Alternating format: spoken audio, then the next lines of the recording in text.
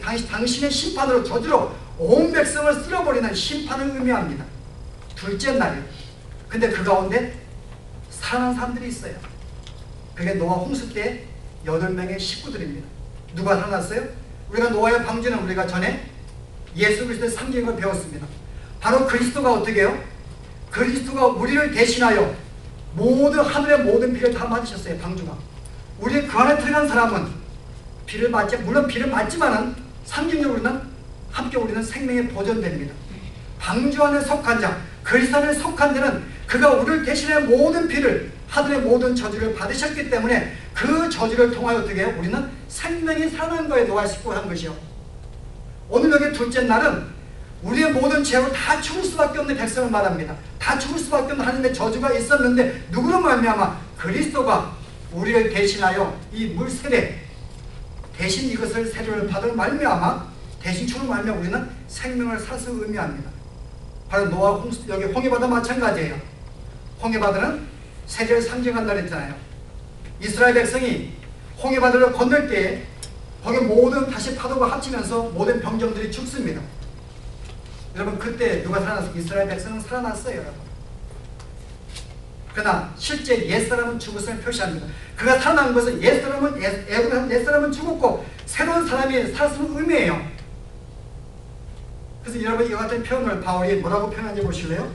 로마서 6장에 보시면 246페이지예요.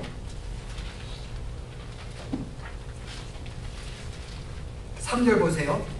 무릇 그리스도 예수와 합하여 세례를 받은 우리는 그의 죽으심과 합하여 세례 받은 줄을 알지 못하느뇨. 우리가 그리스도를 믿는 순간 그와 하나가 되는 순간에 우리는 그와 합해서 세례를 받았다고 모든 조들을 받았다고 말합니다. 그런데 그로 끝나지 아니에요. 그러므로 우리가 그의 죽으심과 합하여 세례를 받음으로 그와 함께 장세되었나니 이는 아버지의 영광으로 말미암아 그리스도를 죽은 자 가운데서 살리심과 같이 우리로 또한 새 생명 가운데서 행하게 하려 하심이니라. 홍해바다의 사건은 우리가 우리의 죄악으로 하늘의 구름과 바다의 모든 궁창의 물이 하나가 되어서 하나의 죽었음을 의미합니다. 세례받는 것은. 그러나 우리가 그리스도로 말미암아 다시 우리가 사는 것입니다. 그의 부활로 말미암아 바로 그가 이스라엘의 홍해바다에서 건지에게 나오는 모습이 보이는 거예요. 그러나 애굽의 모든 사람은 다 죽습니다. 노아 홍수도 마찬가지예요. 모든 인류가 죄하고 다 죽습니다. 그러나 하나님의 방주 안에 들어간 그리스도에 속한 자들은 그들은 살아납니다. 둘째 날에 그거 말하는 거예요. 이 하나의 물이 혼돈되고 질서 이 모든 것은 하나님의 저주를 의미합니다. 심판을 받은 분한데 하나님께서 어떤 일을 은혜를 주어서 그리스도에게 속하게 만들어서 그들은 생명을 살려서 다시금 둘을 나누어서 하늘의 궁창, 하늘의 백성을 삼으심을 의미합니다. 원래는 하나였어요. 누구로 말미암아? 그리스도로 말미암아. 근데 오늘 둘째 날 그거 설명하는 거예요. 보실래요? 요한복음이요. 이튿날 29절이에요. 29절 보실래요? 요한복음 보라 세상죄를 지고하는 하나님의 어린 양이로다. 둘째 날입니다. 그럼 우리의 어린 양, 우리의 모든 죄신하여 십자가의 모든 고난과 고통을 당하셨어요. 모든 저주를 받으셨습니다. 31절에 나도 그리하지 못하니 내가 와서 물로 세례를 주는 것은 그가 이스라엘에게 나타나는 세례를 주므로 말미암아 메시아로 등장하게 함이니라. 그 다음 보세요. 3, 4절에 내가 보고 그가 하나님의 아들이심을 증거하였느라. 여기 보시면 하나님의 구속주가 나오고 어린 양, 우리를 대신하여 십자가에 죽으시는 어린 양으로 소개합니다. 그 다음에 30절 그가 세례를 받는다고 말합니다. 그 결과적으로 이제 어떻게 돼요? 하나의 새로운 생명이 분류가 되는 거예요. 하늘의 궁창으로 나눠지게 되는 것입니다. 그래서 하늘에 나눈 궁창은 물은 원래는 땅에 있는 물이었지만 나눠짐으로 구원받은 구별된 백성 의미해요. 누구로 말미암아? 그리스도의 부속사역으로 말미암아. 그가 우리 대신해서 모든 하늘의 모든 궁창과 물의 궁창의 모든 피를 저들과 함께 파도로 말미암아 우리에게 새로운 생명을 주서 말합니다. 그래서 둘째 날은 뭐예요? 우리가 어떻게 영원한 빛의 자녀가 되었는가? 둘째 날은 바로 그리스도의 십자가의 죽으심, 우리를 대신해 저주를 받는으로 말미암아 우리가 첫째 날 빛의 자녀가 되었음을 말하는 것입니다. 그럼 셋째 날은 뭐겠어요? 구원받은 백성의 풍성을 말하는 것입니다. 자, 셋째 날에 어떤 일이 벌어졌어요? 이제 땅에 물이 있습니다. 그래서 점점 물을 물렁하게 만들었어요. 그리고 땅을 드러나게 만들었습니다. 그리고 거기에 식물을 자라나게 만들었어요. 물을 물나게 만들었어요. 왜냐? 물을 점점 물나게 만들었다. 물은 뭘 상징할까요? 바다는요. 우리 함께 공부했는데요. 바다는 악을 상징한다 그랬습니다. 왜냐하면 여러분 창세기 21장 보시게 되면 하느님이 마지막 날에 새하늘과 새 땅을 창조하시니라. 다시금 바다가 있지 않냐. 바다는 악을 상징하니까요. 악이 없다는 거죠. 왜 악을 상징하는가 하면 하느님이 바다를 물러가게 만든 다음에 바다에다가 뭘 집어넣었어요? 큰 물고기를 만들어 집어넣습니다. 큰 물고기 이름이 탄인. 탄인이 요한계시록에 다른 말로 용이라고도 해석이 됩니다. 또는 뱀 또는 사탄이라고 번역이 돼요. 그 성경에 보시면 하느님이 계속 바다를 없애야 하고 바다 속에 만든 이 용, 탄인을 계속 죽이는 장면이 나옵니다. 심판 때에. 한 가지 보실래요? 이사야에서 보십시오. 이사야 27장에 보시면 995페이지에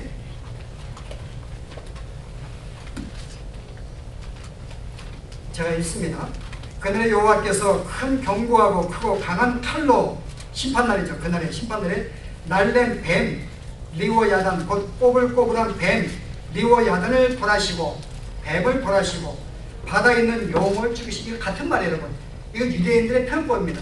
계속 반복적인 교훈을 위해서 너는 찾으라 구하라 두드려 같은 말입니다. 하나님의 말씀범으로 뱀을 벌하시고 용을 이 용이 바다에 있는 용 탄인입니다. 바다에 많은 큰 물고기를 죽이신다.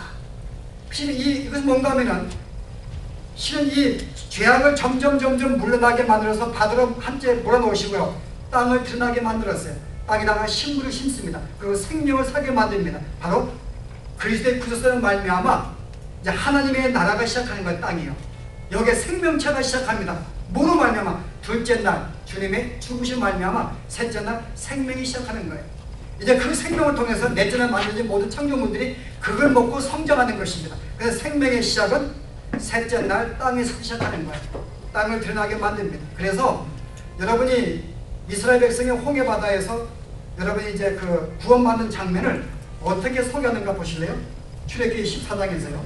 하나만 더 보겠습니다. 출애굽기 14장 21절 보세요. 홍해 바다의 장면을 그냥 물로 심판했다는 내용이 안 나옵니다. 보실래요?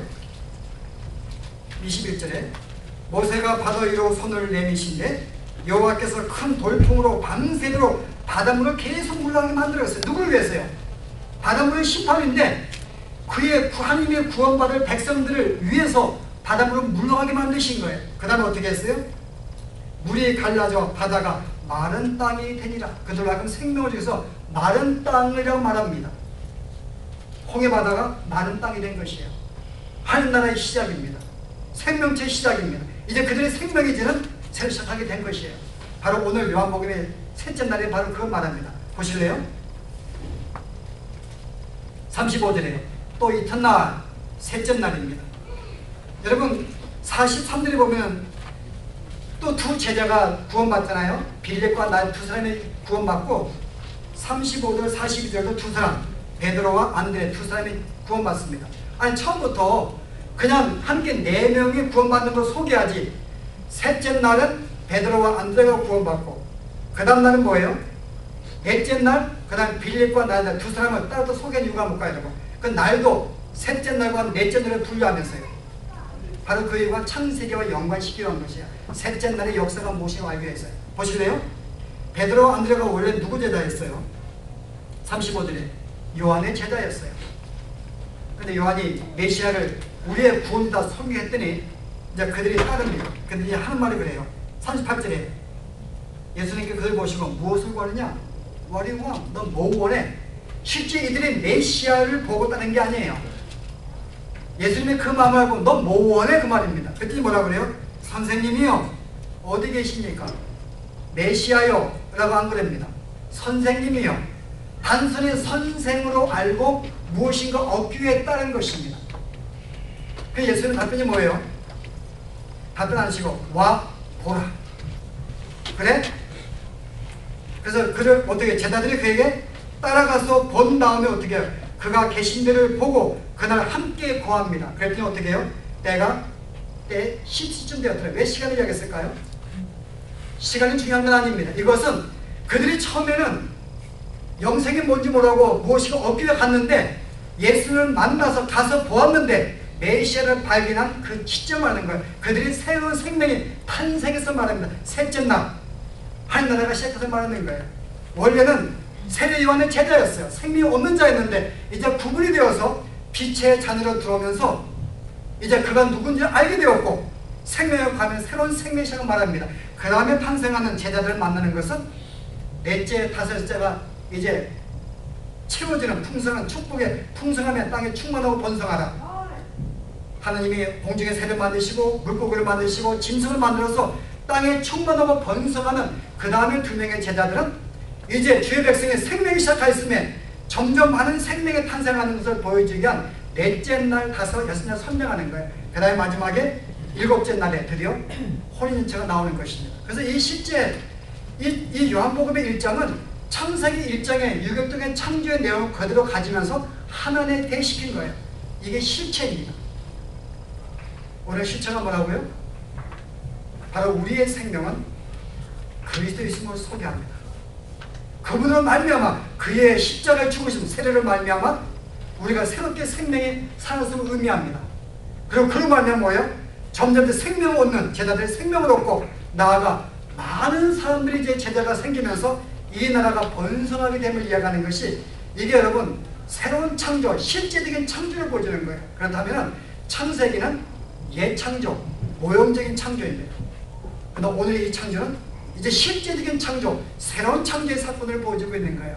하나님이 어떻게 죄악 가운데 어둠 가운데 있는 인간을 어떻게 우리에게 빛을 생명을 주어서 그들을 꺼내어 구별시켜서 하나님 백성을 만드시고 영원한 풍성한 삶의 존재로 만들어 가시기를 보여주기 위한 복음의 본질을 오늘 창세기와 연관해서 서론적으로 보여준 게 1장의 내용들입니다. 여러분 이해하시겠죠? 왜 이 요한복음이 창세기와 같은 내용인지요. 그래서 우리가 앞으로 이제 이 요한복음 풀어갈 때 창세기 내용과 창세기 외에 구약의 모든 내용이 다 여기 들어갈 것입니다. 그래서 어떤 신학자들이 만약에 당신들에게 이 많은 이 66권의 성경 가운데서 한두 권만 선택하면 뭘 선택하겠는가? 거의 모든 신학자들은 로마서와 요한복음을 선택한다 그래요. 이 두 책은 가장 복음의 진수가 담겨 있습니다. 여러분들 가운데서 이제 진짜 우리가 요한복음 함께 우리가 강론하면서 정말 내가 알고 싶은 그 주님이 어떤 분인지, 내가 그분 통해서 무엇을 얻을 수가 있는지, 그리고 내가 얻은 생명의 풍성이 무엇인지를 여러분 아시기를 바랍니다.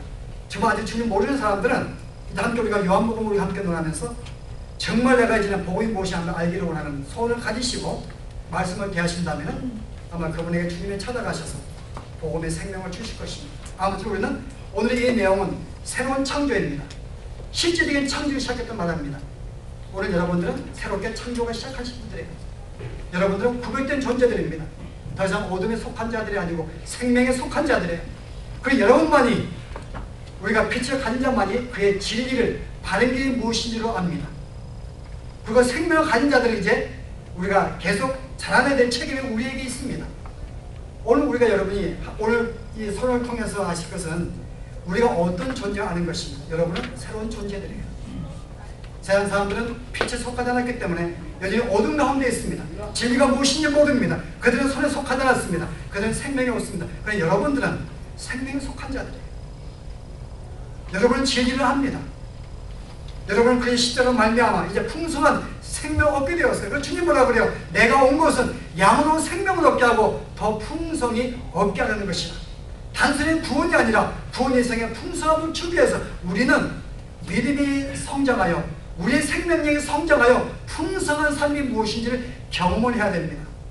이걸 경험하지 못하면 여러분이 구원받은 의미를 알지 못해요. 내가 구원받은 이 복이 얼마나 알지 못합니다. 그렇기 때문에 사람들이 오늘 수많은 성도들이요 풍성함을 알지 못하기 때문에 계속 세상을 쫓아가는 거예요.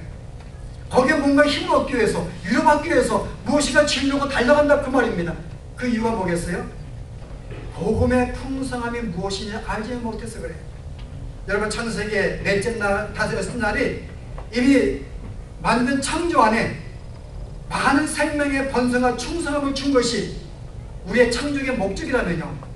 여러분 실제로 우리에게 주신 구원의 이 축복은 단순히 예수 믿고 구원받는 이것은 끝나지 아니합니다. 만물의 풍성같이 정말 풍성한 축복이 있어요. 이걸 누리기 위해서 여러분이 우리는 믿음의 성장해야 됩니다. 왜요? 새로운 생명이 우리에게 시작했으니까요. 그래서 여러분 열심히 이제 우리가 주님을 보시고 복음을 배우시면서 이제 정말 우리가 성장하셔서 정말 우리가 어떤 존재인지 구별됨을 사시면서 복음의 진리로 승리하시는 여러분 되기를 바랍니다. 예, 기도하겠습니다. 하나님, 우리가 오늘 요한복음을 우리가 함께 논하기 전에 오늘은 개론적으로 이것은 하나님이 우리의 구세주이시며 참된 하나님의 아들이시며 이것을 믿고 영생을 받기 위해서 이 말씀을 믿게 만들기 위해서 이 책을 기록한 것을 저희들이 배웠는데 우리가 오늘 이제 주님이 어떤 분이신지 우리 하나님이시며 우리의 구원자이시며 그분을 통하여 생명을 얻게 되었고 이제 그분으로 말미암아 참된 빛을 가져서 생명력을 얻고 진리를 알고 선에 속하였고 그분을 말미암아 생명을 얻고 더 풍성히 자라는 존재가 되었음을 배웠사오니 하나님이여 이제 우리가 말씀을 배울 때마다 복음의 풍성함을 알게 하셔서 우리의 믿음이 자라게 하시고 우리의 생명력이 자라게 해주시고 그로 말미암아 정말 주님을 믿는 것이 무엇인지를 깨달아 참된 백성으로 이 땅에 살아갈 수 있는 진정한 복을 누리며 살아갈 수 있는 저희들의 삶이 되도록 축복해 주시며 요한복음이 끝날 때까지 말씀 하나하나에 깨달음을 주시고 복음의 풍성함을 주셔서 이것으로 소망을 얻고 기뻐하는 진리의 말씀으로 축복하여 주옵소서. 예수 이름으로 기도합니다.